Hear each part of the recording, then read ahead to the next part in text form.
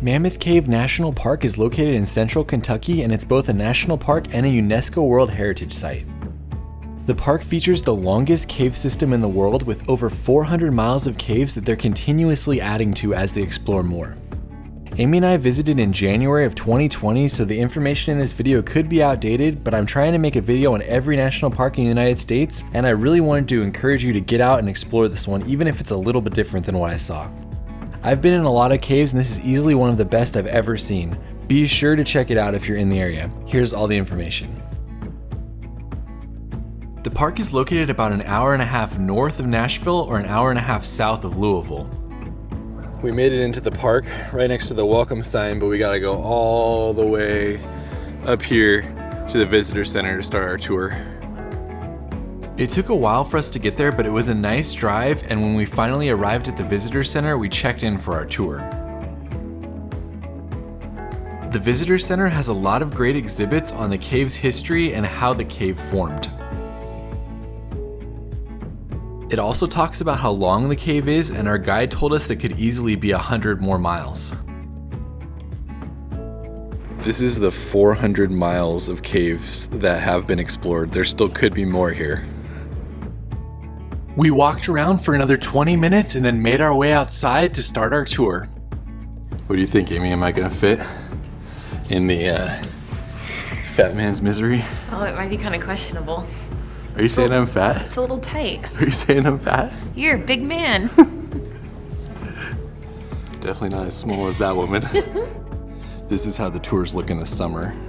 But we're here in the winter and there's only 8 people on our tour. When it's time for the tour, they'll let you know to gather outside and to wait for your guide.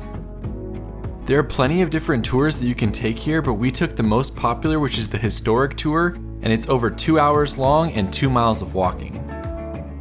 After learning all the rules for the cave, the tour began by walking to the historic cave opening, which is pretty amazing to see.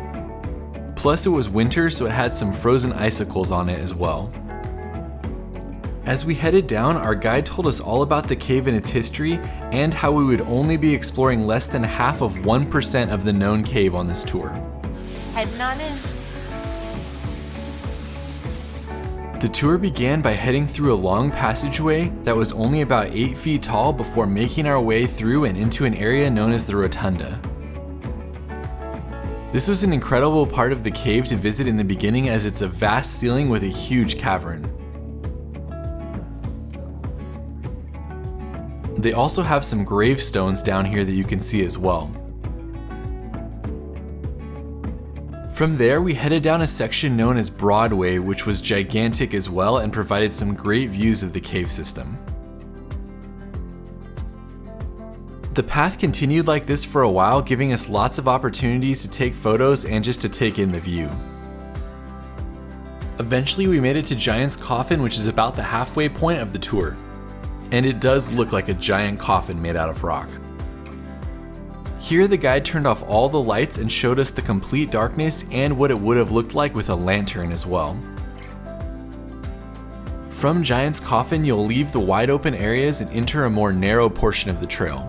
I do have to say that I've been in a lot of cave tours, and if you're claustrophobic, this is one of the most narrow I've ever been in. It's not bad, but you should definitely know that going in. Heading down to the lower part of the cave.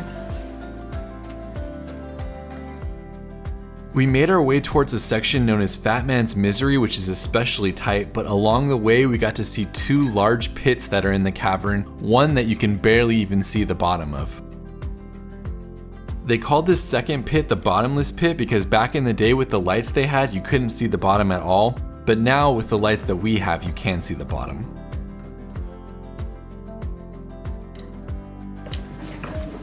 It's a little short. From here, the cave enters the most narrow part, which is known as Fat Man's Misery. We're getting into Fat Man's Misery. This area is very narrow along your feet, and the ceiling is not very tall, meaning that you kind of have to bend over and try to shuffle your way through. It's definitely a single file area as well, so you have to take your time and wait for the person in front of you. This is the tightest tour I've ever been on. Pretty crazy. But look at Amie, doesn't even have to duck. Benefit of being short. It's fine in the beginning, but it gets more and more narrow as you continue on to the very end, which is only about 3.5 feet tall, and you have to bend over and do the last 15 or so feet at that height. Finally though, once you get through, you'll enter a large area known as the Great Relief Hall after what you've just passed through. The last stop on the tour was Mammoth Dome. Here you'll be at the lowest point that you're at in the cave, and then you'll have to climb the stairs to get back out.